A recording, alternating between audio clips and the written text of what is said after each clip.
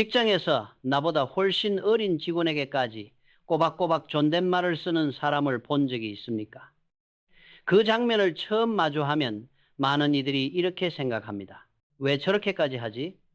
괜히 거리감만 생기는 것 아닌가?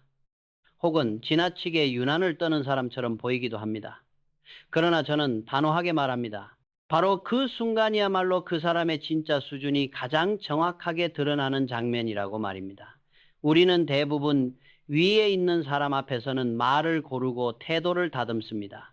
표정을 관리하고 목소리를 낮추고 실수를 하지 않기 위해 온 신경을 곤두세웁니다. 이것은 사회생활을 하는 인간이라면 누구나 갖는 본능적인 생존 전략입니다. 하지만 그 긴장은 오래가지 않습니다. 상대가 나보다 약한 위치에 있다고 판단되는 순간 사람은 가장 쉽게 본 모습을 드러냅니다. 바로 그때 무심코 튀어나오는 말 한마디, 반말 섞인 지시, 생략된 부탁의 형식이 그 사람의 내면을 적나라하게 보여줍니다. 삼성의 초격차 신화를 만들어낸 이건희 회장은 평생 사람을 관찰한 인물이었습니다. 그는 화려한 회의실에서의 발언보다 현장에서 이름 없는 직원에게 건네는 한마디를 더 중요하게 보았습니다. 왜냐하면 그곳에는 계산이 없고 연기가 없기 때문입니다. 사람의 내공은 자신보다 높은 사람을 대할 때가 아니라 굳이 잘 보일 필요가 없다고 느끼는 대상 앞에서 드러난다는 사실을 그는 누구보다 잘 알고 있었습니다. 많은 사람들이 착각합니다. 리더는 기선을 제압해야 하고 조직을 움직이기 위해서는 어느 정도의 압박과 권위가 필요하다고 말입니다. 그러나 이건희 회장의 생각은 정반대였습니다. 그는 아랫사람에게 함부로 말을 놓는 행위가 곧 그 사람의 불안과 결핍을 드러내는 신호라고 보았습니다. 자기 자리가 흔들릴까 두려운 사람일수록 말로 위계를 세우려 하고, 반대로 내면이 단단한 사람은 굳이 언어로 상대를 눌러야 할 이유를 느끼지 못합니다. 실제로 조직 심리학 연구에서도 비슷한 결과가 반복해서 나타납니다. 존중받는다고 느끼는 구성원일수록 문제 상황에서 더 적극적으로 의견을 내고 위기 상황에서 더 오래 조직에 남습니다. 반면 말로 무시당한다고 느낀 순간 사람은 마음부터 거둡니다. 몸은 남아있을지 몰라도 이미 떠난 것이나 다름없습니다. 이 차이는 능력이나 충성심의 문제가 아니라 처음부터 어떤 언어로 대우받았는가의 문제입니다. 이건희 회장은 아랫사람에게 존댓말을 쓰는 것이 상대를 높이기 위한 행동이 아니라 자신의 기준을 지키는 행위라고 보았습니다. 말의 품격을 잃지 않는다는 것은 감정에 휘둘리지 않는다는 뜻이고, 감정을 통제할 수 있는 사람만이 큰 판을 오래 끌고 갈 수 있기 때문입니다. 그래서 그는 늘 말했습니다. 사람을 쓰기 전에 그 사람의 말을 먼저 보라고. 특히 자신보다 약한 위치에 있는 사람에게 어떤 말을 건네는지를 보라고 말입니다. 지금 이 이야기를 들으며 마음 한구석이 불편해졌다면 그것은 우연이 아닙니다. 우리는 누구나 이 질문 앞에서 자신의 민낯을 마주하게 되기 때문입니다. 나는 과연 아랫사람에게 어떤 말투를 쓰고 있는가? 이 질문은 단순한 매너의 문제가 아닙니다. 이것은 당신이 어떤 그릇의 사람인지, 그리고 앞으로 얼마나 멀리 갈 수 있는지를 가늠하는 아주 정확한 잣대입니다. 왜 어떤 사람 곁에는 시간이 갈수록 사람이 모이고 기회가 끊이지 않을까요? 반대로 왜 어떤 사람은 능력도 있고 성과도 냈는데 결국 곁에 아무도 남지 않을까요? 이 차이는 생각보다 거창한 전략이나 스펙에서 갈리지 않습니다. 대부분의 경우 아주 사소해 보이는 언어 습관에서 갈립니다. 특히 아랫사람에게 어떤 말투를 썼는가, 그 누적된 기록이 결국 사람을 남기느냐 잃느냐를 결정합니다. 이건희 회장은 사람을 단순한 자원으로 보지 않았습니다. 그는 한 명의 엔지니어, 한 명의 기능공이 언젠가 삼성의 미래를 바꿀 수도 있다고 믿었습니다. 그래서 그는 직급이나 나이가 아니라 그 사람이 가진 가능성을 먼저 보려고 했습니다. 정중한 말은 상대를 기분 좋게 하기 위한 장식이 아니라 당신을 중요하게 보고 있다는 가장 명확한 신호였습니다. 이 신호를 받은 사람은 단순히 일을 처리하는 수준을 넘어 스스로 더 큰 책임감을 느끼게 됩니다. 현실에서도 이런 장면은 수없이 반복됩니다. 같은 일을 시켜도 어떤 상사의 요청에는 사람이 밤을 새워서라도 해내고 어떤 상사의 지시에는 최소한의 기준만 맞추려 합니다. 차이는 분명합니다. 전자는 부탁하고 후자는 명령합니다. 전자는 고맙다고 말하고 후자는 당연하다는 태도를 보입니다. 사람은 자신의 노력이 당연한 것으로 취급되는 순간 마음의 문을 닫습니다. 반대로 존중받고 있다는 감각이 들면 그 사람은 자발적으로 움직이기 시작합니다. 이건희 회장이 쌓아온 인적 자본은 바로 이런 방식으로 만들어졌습니다. 그는 돈보다 먼저 사람의 마음을 저축했습니다. 위기 상황이 닥쳤을 때 그에게 남아있던 것은 화려한 보고서가 아니라 이 회장이라면 함께 가겠다고 생각하는 사람들이었습니다. 정중한 언어는 즉각적인 성과를 만들어내지는 않을지 모릅니다. 하지만 시간이 지날수록 그 효과는 눈덩이처럼 불어납니다. 사람이 남고 신뢰가 쌓이고 그 신뢰 위에서 더 큰 기회가 만들어집니다. 반대로 아랫사람에게 거친 말을 쓰는 사람은 단기간에는 편해 보일 수 있습니다. 설명할 필요도 없고 감정을 걸러낼 필요도 없기 때문입니다. 하지만 그 편리함의 대가는 생각보다 큽니다. 실력 있는 사람일수록 조용히 거리를 두고 결정적인 순간에 등을 돌립니다. 겉으로는 조직이 유지되는 것처럼 보이지만 속은 이미 비어가기 시작합니다. 이것이 바로 많은 조직이 어느 날 갑자기 무너지는 이유입니다. 결국 말투는 관계의 이자율과도 같습니다. 오늘은 눈에 보이지 않지만 시간이 흐를수록 복리처럼 쌓입니다. 정중한 언어를 쓰는 사람 곁에는 사람이 남고 사람은 다시 운과 기회를 데려옵니다.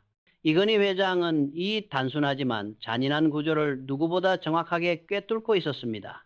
그래서 그는 늘 말보다 성과를 앞세우지 않았고 성과보다 사람을 먼저 보았습니다. 그 선택이 삼성을 그리고 그의 리더십을 완전히 다른 차원으로 끌어올렸습니다. 많은 사람들이 정중함을 오해합니다. 존댓말을 쓰면 만만해 보이고 부드럽게 말하면 리더십이 약해질 것이라고 생각합니다. 그래서 일부러 말을 세게 하고 목소리를 키우며 권위를 앞세웁니다. 하지만 이건희 회장이 평생을 통해 보여준 결론은 정반대였습니다. 정중함은 약함의 표시가 아니라 오히려 내면이 단단한 사람만이 선택할 수 있는 태도라는 사실입니다. 말이 거칠어지는 순간을 떠올려 보십시오. 대부분 감정이 흔들릴 때입니다. 일이 계획대로 풀리지 않거나 예상치 못한 변수가 생겼거나 자신의 판단이 흔들린다고 느낄 때 말은 날카로워집니다. 이것은 상대의 문제가 아니라 자기 자신을 통제하지 못하고 있다는 신호입니다. 이건희 회장은 이런 상태를 가장 경계했습니다. 그는 리더가 감정에 휘둘리는 순간 조직 전체가 흔들린다는 사실을 너무도 잘 알고 있었습니다. 조직 안에는 꼭 이런 유형의 사람이 있습니다.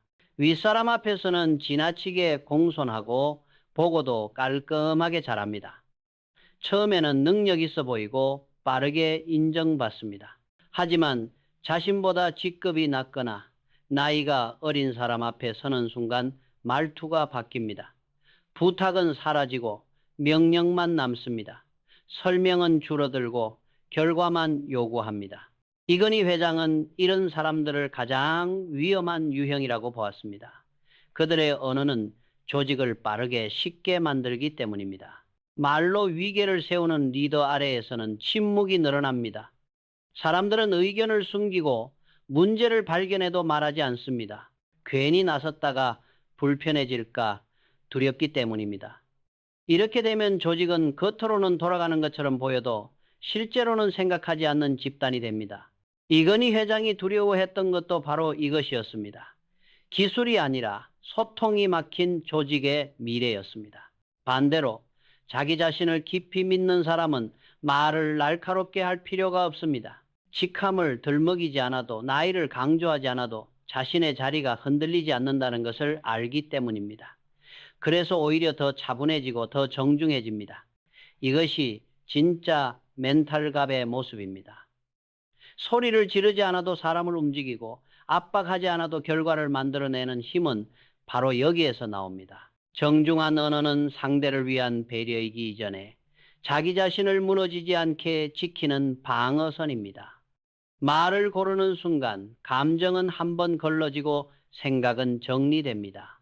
이 작은 간격이 리더와 그렇지 못한 사람을 가릅니다. 이건희 회장은 바로 이 지점에서 초격차가 만들어진다고 보았습니다. 기술이나 자본보다 앞서 언어의 품격에서 이미 승부는 갈리고 있었기 때문입니다. 많은 사람들이 미라클 모닝을 이야기합니다.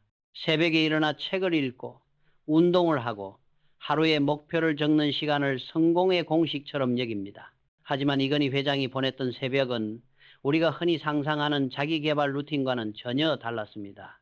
그의 새벽은 고요했고 그 고요함 속에서 가장 많은 시간을 들인 것은 의외로 숫자나 일정이 아니라 말이었습니다. 그날 자신이 어떤 말을 하게 될지, 어떤 순간에 감정이 흔들릴지, 그리고 그때 어떤 언어를 선택할지를 미리 정리하는 시간이었습니다. 그는 알고 있었습니다. 리더의 입에서 나오는 말 한마디가 조직의 공기를 바꾸고 수많은 사람의 하루를 결정짓는다는 사실을 말입니다. 그래서 그의 언어 루틴은 놀랄 만큼 단순했습니다. 고맙습니다. 미안합니다. 그리고 부탁드립니다. 이 세 마디였습니다. 누구나 알고 있지만 권력의 중심에 설수록 가장 하기 어려운 말들이기도 합니다. 특히 아랫사람에게 이 말을 자연스럽게 건넬 수 있는 사람은 생각보다 많지 않습니다. 실제 현장에서 있었던 일입니다. 공장을 둘러보던 어느 날, 그는 아주 젊은 직원에게 도움을 요청해야 하는 상황에 놓였습니다. 대부분의 리더라면 짧은 지시로 끝냈을 장면이었습니다. 하지만 그는 이렇게 말했습니다. 미안하지만 잠깐 도와줄 수 있겠습니까? 그 직원은 순간 자신이 잘못 들은 것이 아닌지 의심할 정도로 놀랐다고 합니다. 그러나 그 다음 순간 그는 자신의 역할을 넘어설 정도로 집중했고 일이 끝난 뒤에는 스스로 더 많은 것을 챙겨보고 했습니다. 이건희 회장은 마지막에 분명하게 말했습니다. 고맙습니다. 덕분에 큰 도움이 되었습니다. 이 장면에서 중요한 것은 격식이 아닙니다.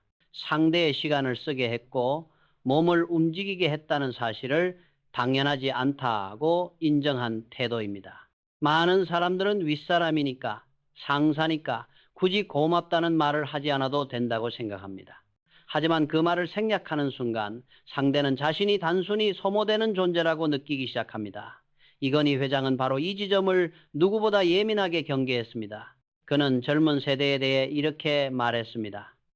쓸 수 없는 젊은이는 거의 없다. 다만 어떻게 써야 하는지를 모르는 어른이 있을 뿐이다. 이 말에는 사람을 키우는 일에 대한 그의 철학이 고스란히 담겨 있습니다. 사람을 키운다는 것은 단순히 일을 맡기는 것이 아니라 존중을 통해 스스로 성장하게 만드는 과정입니다. 그리고 그 출발점은 언제나 언어였습니다. 정중한 말은 상대를 느리게 만들지 않습니다. 오히려 책임감을 키웁니다. 명령은 움직이게 하지만 부탁은 생각하게 합니다. 고맙다는 말은 일을 끝내게 하지만 존중은 사람을 남게 합니다. 이건희 회장이 새벽마다 다듬었던 것은 바로 이 미묘하지만 결정적인 차이였습니다.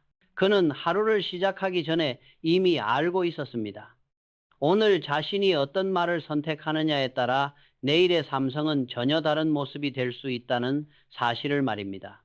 성공은 사람을 시험합니다. 처음에는 누구보다 간절하고 겸손했던 사람도 성과가 쌓이고 인정이 늘어나면 조금씩 변합니다. 말이 짧아지고 상대의 말을 끊고 설명보다는 판단과 지적이 많아집니다. 우리는 이것을 흔히 경험이 쌓여서 생긴 여유라고 포장하지만 이건희 회장은 그것을 아주 다른 시선으로 보았습니다. 그는 이 변화를 성공 이후에 가장 먼저 나타나는 위험 신호로 보았습니다. 말의 품격을 잃는 순간 사람은 이미 듣는 법을 잃기 시작합니다. 듣지 않는 리더는 배우지 못하고 배우지 못하는 사람은 어느 순간부터 현실을 오판하게 됩니다.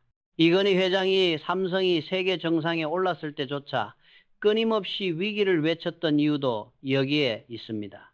그는 기술이나 시장보다 더 무서운 것이 조직 내부의 침묵이라는 사실을 알고 있었습니다.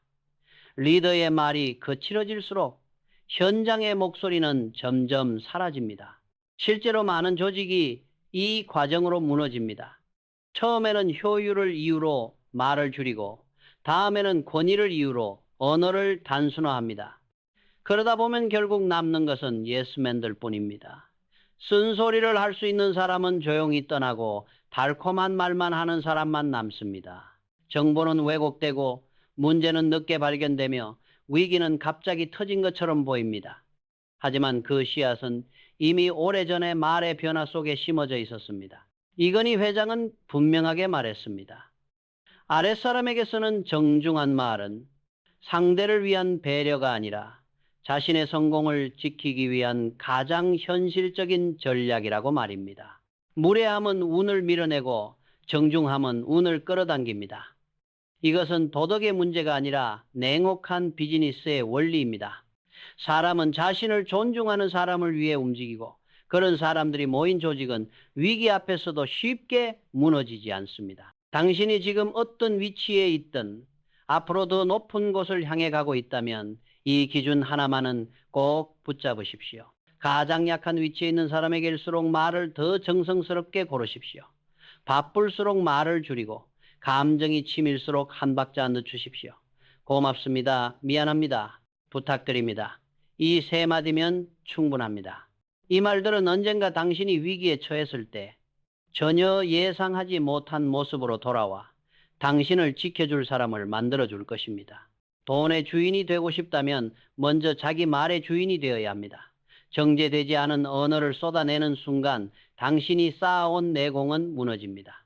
반대로 품격 있는 언어를 지켜내는 사람은 시간이 지나도 더 단단해집니다. 이건희 회장이 평생을 통해 증명한 언어의 초격차는 바로 이것이었습니다. 성공은 우연이 아니었고 말은 결코 사소한 요소가 아니었습니다. 오늘 당신이 무심코 건네는 존댓말 한마디가 누군가에게는 존엄이 되고 당신에게는 미래의 자산이 됩니다. 그 사실을 잊지 않는다면 당신의 성공은 반짝임으로 끝나지 않을 것입니다. 말의 품격을 지키는 사람만이 정상에 오른 뒤에도 그 자리를 지켜낼 수 있습니다.